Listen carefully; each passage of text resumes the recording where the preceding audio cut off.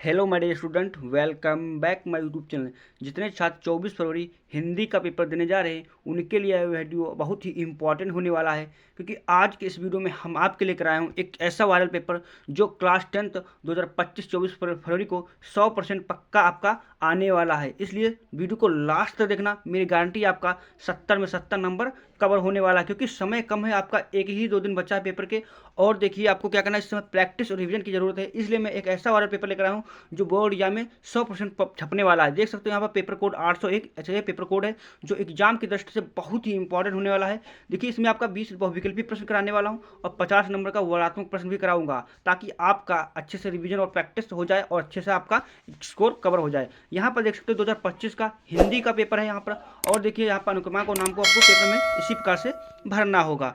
आगे यहाँ सब पर देख सकते हो समय आपको 3 घंटे 15 मिनट मिलेंगे। पूर्णांक आपका 70 नंबर का रहने वाला है। और देख सकते हो जो निर्देश हैं उनको पढ़ना आपके लिए बहुत जरूरी है, क्योंकि इनके पढ़ने के बाद आपको पेपर स्टार्ट करना, ताकि आपकी कोई भी गलती ना हो सके।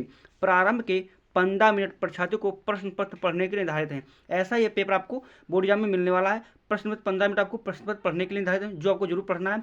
सभी प्रश्न करना अनिवार्य है। यह प्रश्न पत्र खंड आ खंड बा में विभाजित है। और यहाँ पर आगे देख सकते हो निर्देश दिए हैं।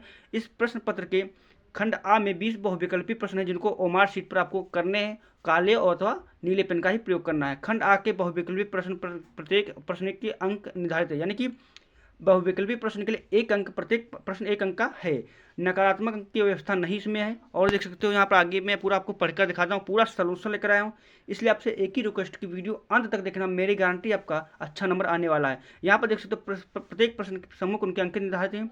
खंड बा में वर्णात्मक प्रश्न पूछे गए हैं। इसके लिए कुल 50 अंक निर्धारित हैं। समय और देखिए खंड बा के प्रश्नों के यथासंभव क्रमानुसार लिखने का प्रयास कीजिए। जो प्रश्न आता हो उस पर समय बिल्कुल भी नष्ट ना कीजिए। आगे यहाँ से स्टार्ट हो जाता है आपका बहुविकल्पी प्रश्न। आपका जो पहला आपके सामने देख सकते हो, शुक्ल युग के लेखक नहीं है।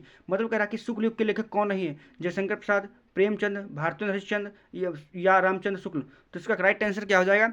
शुक्ल युग के लेखक कौन है? भारतेंद्र हरिश्चंद्र। भारतेंद्र हरिश्चंद्र कौन है? ये हमारे भारतीय युग के लेखक हैं, ये शुक्ल युग के लेखक नहीं है। तो आपको ये ध्यान में रखना, बहुत ही इंपॉर्टेंट क्वेश्चन है। आपको तुक्के नहीं लगाना, बल्कि अच्छे से आपको पढ़कर ही क्वेश्चन को जाएं। देख सकते हो यहाँ पर दूसरा क्वेश्चन, पूछ की रात कहानी के लेखक हैं जयशंकर प्रसाद, प्रेमचंद, सुदर्शन, यशपाल। तो पूछ की रात कहानी के लेखक कौन है? प्रेमचंद। ऑप्शन नंबर बी वाला करेक्ट हो जाएगा। ज़्यादातर कहानियाँ किसने लिखी है? मुंशी प्रेमचंद जी ने ही लिखी हैं। अगला प्रश्न संख्या आपका तीसरा करा कि सुंदूर की होली के नाटककार हैं जयशंकर प्रसाद, राम कुमार वर्मा, लक्ष्मी नारायण मिश्र, हरिकृष्ण प्रेमी। तो सुंदूर की होली के नाटककार कौन है? इसका right answer option number C वाला हो जाएगा, लक्ष्मी नारायण मिश्र हो जाएगा। प्रश्न संख्या अगला बढ़ता हूँ। प्रश्न संख्या आपका अगला करा कि रूस में 25 मास यात्रा व्रत के लेखक हैं डॉक्टर नंगेंद्र, प्रभाकर मालवीय, राम रचवेनीपुरी, राहुल संसर्त्यानंद। देखो जितनी यात्राएं की हैं वो किस यात्राओं पर जितनी रचनाएं की हैं वो राहुल संसर्त्यानंद ने की हैं। इसलिए आपको ये बहुत इंपॉर्टेंट बनता है आपके लिए, इसलिए आपको लास्ट तक बने रहना। पूरा सोल्यूशन लेकर आया हूँ। और देखो चैनल पहली बार है तो लाइक और सब्सक्राइब जरूर कर लेना। अगला प्रश्न कह रहा है कि माटी हो गई सोना संस्मरण के लेखक हैं कन्हैयालाल मिश्र प्रभाकर, देवेंद्र सत्यार्थी, मक्खना चतुर्वेदी या राम रचवेनीपुरी। तो माटी हो गई सोना के संस्मरण के लेखक कौन है? कन्हैयालाल मिश्र प्रभाकर। ऑप्शन नंबर ए वाला करेक्ट आंसर हो जाएगा। प्रश्न संख्या अगला बढ़ता हूँ। प्रश्न संख्या आपका छठा करा कि रीत काल को अलंकृत काल किस विद्वान ने कहा है? विश्वनाथ प्रसाद मिश्र ने, मिश्र बंधुओं ने, रामचंद्र शुक्ल ने या जॉर्ज ग्रिश्चियन ने। तो रीत काल को अलंकृत काल किस विद्वान ने कहा है? इसका करेक्ट आंसर क्या आ जाएगा? ऑप्शन नंबर बी वाला इसका राइट हो जाएगा। अगला प्रश्न अगला बढ़ता हूँ। प्रश्न अगला करा कि सातवां करा कि निम्नलिखित में से कौन सी कृति रीतकालीन कवि देव की नहीं है?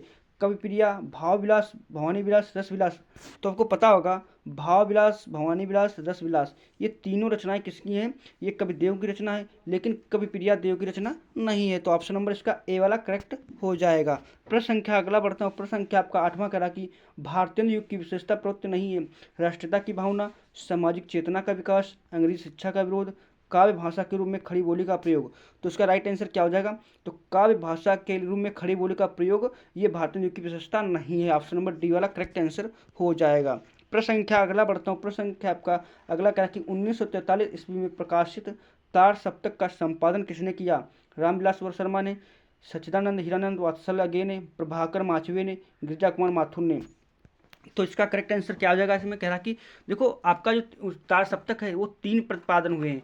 देखो पहला आपका 1943 ईस्वी में, दूसरा आपका 1951 ईस्वी में, तीसरा आपका 1959 यानी 59 में, तीनों आपका संपादक हुआ है। अब इसमें कह रहा किसने किया है, तो इसमें किया है ऑप्शन नंबर बी वाला राइट हो जाएगा, सच्चिदानंद हीरानंद वात्सल अगे ने किया है। प्रश्न संख्या अगला बढ़ता हूँ। प्रश्न संख्या आपका अगला कह रहा है कि राम की शक्ति पूजा की किसकी रचना है? सूर्यकांत त्रिपाठी निराला की, जयशंकर प्रसाद की, राम नरेश त्रिपाठी की या महादेव वर्मा की? तो इसका राइट आंसर क्या हो जाएगा? ऑप्शन नंबर ए वाला होगा, सूर्यकांत त्रिपाठी निराला की। प्रश्न संख्या अगला बढ़ता हूँ। प्रश्न संख्या आपका अगला कह रहा है कि हाथी जैसी देह है, गेंडे जैसी खाल, तरबूज जैसी खोपड़ी, खरबूज जैसे गाल, विभिन्न पंक्ति में कौन सा रस है? तो वीर रस है, करुण रस है, श्रृंगार रस है, हास रस है? तो इसका राइट आंसर क्या हो जाएगा? ऑप्शन नंबर, इसका right answer option number D वाला होगा, हास रस हो जाएगा। प्रश्न संख्या 12वां कह रहा कि उस काल हमारे क्रोध के तन कांपने, उसका लगा मानो हवा के वेग से सोता हुआ सागर जगा।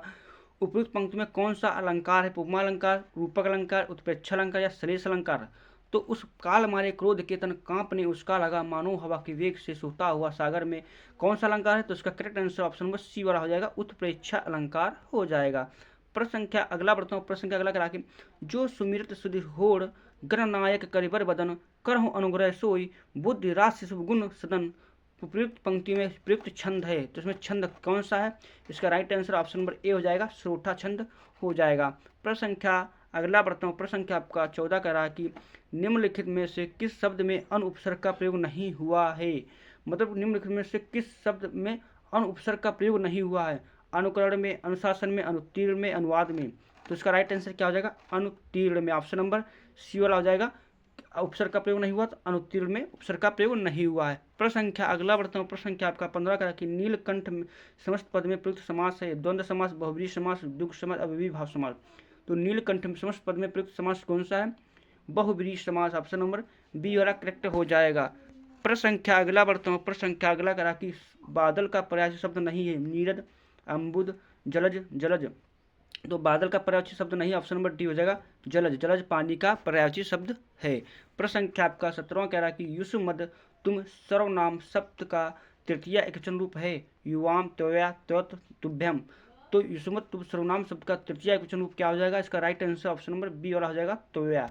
प्रश्न संख्या अगला बढ़ता हूँ। प्रश्न संख्या आपका 18 कह रहा कि आंधी आई और हम भागने लगे, रचना के आधार पर वाक्य का प्रकार है, सरल वाक्य, मिश्र वाक्य, संयुक्त वाक्य, इनमें से कोई नहीं। तो आंधी आई और हम भागने लगे, इसमें कौन सा आपका वाक्य है? तो इसका वाक्य है आपका ये संयुक्त वाक्य, ऑप्शन नंबर सी वाला करेक्ट हो जाएगा। प्रश्न सारे क्वेश्चन इंपॉर्टेंट है, इसलिए वीडियो एंड तक बने रहे, मैं पूरा सोल्यूशन कराने वाला हूँ। प्रश्न संख्या अगला करा कि महात्मा बुद्ध ने विश्व को शांति का संदेश दिया, इस वाक्य में वाच्य बताइए, कृत्यवाच्य, कर्मवाच्य, भाववाच्य, इनमें से कोई नहीं। तो इसका राइट आंसर क्या हो जाएगा? ऑप्शन नंबर ए वाला जाएगा, कृत्यवाच्य हो जाएगा। प्रश्न संख्या आपका 20वां करा कि वह अचानक चला गया, वाक्य में प्रयुक्त अचानक पद का व्याकरण रूप परिचय है। देखो चला गया, चिल्ला हमारी क्रिया है। अब क्रिया के आगे जब कोई शब्द प्रयोग होता है वो हमारा विशेषण के रूप में होता है, यानी कि क्रिया विशेषण हमारा हो जाएगा, यानी ऑप्शन नंबर सी वाला करेक्ट होगा। अचानक क्या हमारा विशेषण है, तो क्रिया विशेषण हो जाएगी। क्रिया की विशेषता प्रकट कर रहा है उसी को क्रिया विशेषण कहते हैं। तो इसका राइट आंसर क्या हो जाएगा? ऑप्शन नंबर सी हो जाएगा। अब यहाँ से आपका 50 नंबर का वर्णात्मक प्रश्न। अब आपको कमेंट में बताना कि आप 20 में कितने आप सही कर पाए हो, ताकि मैं जान सकूँ आपकी कितनी अच्छी तैयारी हो चुकी है। यहाँ से आपका वर्णात्मक प्रश्न 50 नंबर का रहने वाला है यहाँ से, तो आपको अंत तक बने रहना है। पूरा सोल्यूशन बताने वाला हूँ, कैसे आपको पेपर करना है, कैसे नहीं करना। देखिए वर्णात्मक प्रश्न यहाँ से आप देख सकते हो, किस प्रश्न का निम्नलिखित में से किसी एक गद्यांश पर आधारित सभी प्रश्नों के उत्तर दीजिए। मतलब कह रहा है कि ये गद्यांश दिया, इसको पढ़कर और नीचे जो प्रश्न दिए उसके उत्तर दीजिए। तो आपको क्या करना है, इसको एक बार अच्छे से पढ़ लेना। क्वेश्चन का जो सबसे भयानक होता है या केवल नीति और सद्बुद्धि का। तो यहाँ पर इसका पहला प्रश्न करा कि उपयुक्त गद्यांश का संदर्भ लिखिए। क्या लिखना? संदर्भ लिखना। अब एक बार इसने अच्छे से पढ़ लिया, अब संदर्भ लिखना। अब आपको एक चीज़ दिख रही होगी, कुसंग का ज्वर सबसे भयानक, यानी यहाँ पे मितता की बात हुई। तो हमारे किस पाठ से लेगा? मितता नामक पाठ से लेगा। इसके लेखक कौन है? आचार्य रामचंद्र शुक्ल जी। तो कैसे लिखोगे संदर्भ? प्रस्तुत गद्यांश हमारी पाठ्य पुस्तक हिंदी गद्य की मितता नामक पाठ से लिया गया है, जिसके लेखक आचार्य रामचंद्र शुक्ल जी हैं। इस प्रकार से कर दोगे तो आपका 2 नंबर मिल जाएगा। इसका गद्यांश के रेखांक अंशों की व्याख्या कीजिए। अब व्याख्या का मतलब ये होता है कि इसी को अच्छे से एक्सप्लेन, इसको सरल भाषा में आपको लिखना होता है। मतलब है तो हिंदी भाषा में ही जितना इसको सरल में लिख सको उतना ही अच्छा होता है। तो यही होता है व्याख्या करना। तो आपको अच्छे से इसकी व्याख्या कर देना मितता को अच्छे से, तो आपका 2 नंबर ये भी कवर हो जाएगा। और कुसंग की तुलना किससे की गई है? तो आपको पता है ज्वर से, कुसंग की ज्वर सबसे भयानक होता है। या जोर से की गई मतलब एक प्रकार से, तो इस प्रकार से आपका कर लेना। अथवा का मतलब होता है दोनों में से एक करना होता है, जो सरल लगे आपको एग्जाम में वही करना है, जो अच्छे से आपको पता हो। तो ये इससे नाम पार्ट से लिए गए, आप देख सकते हो। तो दो में से एक करना जो अच्छा लगे उसे कर लेना आपको अच्छे से। मैं आपको पूरा पेपर दिखाने वाला हूँ। यहाँ पर आपका कि निम्न पद्यांश पर आधारित इस प्रश्न के उत्तर दीजिए। ये आपका पद्यांश दिया है, इसके नीचे जो प्रश्न दिया इसके आपको उत्तर देना है। तो ये किस पार्ट से लेगा, यहाँ पर देख सकते हो चीज सूर्य का प्रयोग हुआ, सूर्य श्याम सब तुम वही पढ़ाए हो तब ने कहूँ, यानी कि सूरदास नामक पाठ से लेगा, जिसके लेखक क्या हमारे सूरदास जी हैं। आसानी से आप इसे कर सकते हो। तो ये भी आपका अच्छा सरल है, जो आपको सरल है वो कर लेना, इसमें भी 6 नंबर आपको मिल जाएगा। मैं पूरा पेपर दिखाता हूँ कैसा आपका बोर्ड एग्जाम में आने वाला है। 8वां का मौका है। चाह नहीं मैं सुरबाला के गहनों में गाथा जाऊं, चाह नहीं प्रेमी माला में विद प्यारे को ललचाऊं, चाह नहीं सम्राटों के सौ पर के है हरि डाला जाऊं, चाह नहीं देवों के सिर पर चढ़े भाग इठलाऊं जाऊं। तो इस प्रकार से यदि मातृभूमि से आपका रामनरेश त्रिपाठी जी से ये लिया गया, आपका आसानी से ये भी कर सकते हो। जो सरल लगे आपको एग्जाम में वो करना है, दो में से एक करना है आपको। इसको देखिए यहाँ पर 23वां प्रश्न क्या है, नीचे दिए गए संस्कृत गद्यांशों में से किसी एक का संदर्भ सहित हिंदी अनुवाद कीजिए। आपको हिंदी अनुवाद करना है। वारास्याम प्राचीन काले गेहे गए विद्यालय देवी ज्योति उगोदते, यानी कि वाराणसी प्राचीन काल से घरों घरों में विद्या क्या गूंजती थी या ज्योति के रूप में प्रफुल्लित होती थी। इस प्रकार से इसकी क्या कहना है, संस्कृत में हिंदी इसका अनुवाद करना है। और किस पाठ से ले गया, वाराणसी नामक पाठ से लिया गया। इस प्रकार से आपको इसका लिख देना, आपको इसमें भी 5 नंबर मिल जाएगा। दो में से एक करना है, लेकिन ऊपर वाला ही सरल है, आपको ऊपर वाला ही करना है एग्जाम में। अब मैं आगे आपको दिखाता हूँ। कह रहा है ये पद्यांश दिया, पद्यांश जो आपको सरल लगे जिसमें आप अच्छे से एक्सप्लेन कर पाओ उसका पद्यांश करना, दो में से एक करना है, इसमें 5 नंबर मिलने वाला है। तो मरणम मरणम व्याप जो व्याप पराजय अभय सबो वीरा वीर विज्ञान विजेता वीरता, इस प्रकार से करना है। अब इसका 23वां प्रश्न आपका क्या कह रहा है, अपने पठित खंड का आपके आधार पर निम्न प्रश्नों के किसी एक प्रश्न का उत्तर दीजिए। जो आपके क्लास में पढ़ाया गया हो, किसी का मुक्त जो किसी का जोड़ जो किसी का जय सुबह, इस प्रकार से जिस जिले का हो वो आपको क्या करना, उसका चित्र अच्छे से याद कर लीजिए। 3 नंबर आपको बोर्ड एग्जाम में मिल जाएगा अच्छे से, क्योंकि चित्र ही जरूर पूछता है। अगला यहाँ पर आप ये देखिए सकते हो, किसी का कर्ण किसी का मातृभूमि होगा। यहाँ से आपका 26वां प्रश्न करा के नीचे दिए गए लेखकों में लेखक का जीवन परिचय देते हुए जिनकी प्रमुख रचनाओं का उल्लेख कीजिए, यानी कि आपको जीवन परिचय लिखना। अब कहीं पर 3 देते थे, कहीं पर 4 देते थे। देखो आपको शुरू के 3 याद कर लीजिए। अगर ये आपको याद नहीं होते, मैंने ट्रिक बनाकर डाल दी है, वीडियो की लिंक आपको डिस्क्रिप्शन में मिल जाएगी, और आपको यूट्यूब पर जाकर हमें सर्च करके आपको देख सकते हो। वहाँ से आपको क्या करना है, उसकी ट्रिक अच्छे से पढ़ लेना है, इसी चैनल पर मिल जाएगी अच्छे से। आपको क्या करना, देख लेना यदि आपने याद नहीं किया। अगर याद किया तो अच्छी बात है, आपको अच्छे से आपको लिखना है, कैसे लिखना है यह भी आपको में पता चल जाएगा। तो जाकर देख सकते हो हमारे चैनल पर जाकर विजिट करके। अब यहाँ से देखो आचार्य रामचंद्र शुक्ल का बहुत इंपॉर्टेंट आपके लिए है। इसके अलावा डॉक्टर राजेंद्र प्रसाद का इंपॉर्टेंट है, और आपका जयशंकर प्रसाद का इंपॉर्टेंट। ये 3 जीवन परिचय जरूर पढ़कर ही जाएं बोर्ड एग्जाम में, अगर अच्छे नंबर लाना चाहते हो। इसका देखो यहाँ पर यहाँ पर आप देख सकते हो महाकवि सूरदास, बिहारीलाल मेथिसेल गुप्त, सुविधा कुमार चौहान। इनमें भी आपका देखो मेथिसेल गुप्त और महाकवि सूरदास और तुलसीदास, ये 3 और रसखान, ये 4 आपको याद करके 3 तो याद करके जाना बोर्ड एग्जाम में, एक आपका अच्छे से आपको मिल जाएगा, और अच्छे से तैयार कर लीजिए। अब यहाँ पर अपने पाठ्य पुस्तक के संस्कृत खंड से कंसत एक श्लोक लिखिए जो इस प्रश्न पत्र में ना आया हो।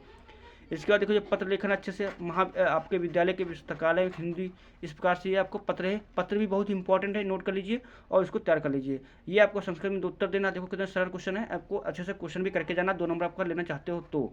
अगला यहाँ पर देख सकते हो अंतिम प्रश्न करा कि निम्नलिखित में से किसी विषय पर निबंध लिखना है। जल है तो कल है, मेरे सपनों का भारत, सांप्रदायिकता एक अभिशाप, जीवन में कंप्यूटर का महत्व, सोशल सुरक्षा जीवन पर। देखो ये भी बहुत इंपॉर्टेंट है, जितने भी ये हैं अच्छे से इंपॉर्टेंट है। और आपको पर्यावरण प्रदूषण पर तैयार करके जाना है। इसके अलावा आपको मित्रता या दोस्त उस पर करके जाना है। किस पर आपको बता दूं मैं, वो विद्यार्थी वो जीवन, इस पर आपको अच्छे से तैयार करके जाना, क्योंकि एग्जाम की दृष्टि से बहुत ही इंपॉर्टेंट है। वीडियो पसंद आए तो लाइक और चैनल को सब्सक्राइब कर लेना। इसके बाद में आपका हिंदी का मोस्ट इंपॉर्टेंट क्वेश्चन कराने वाला हूँ। Thanks for watching this video.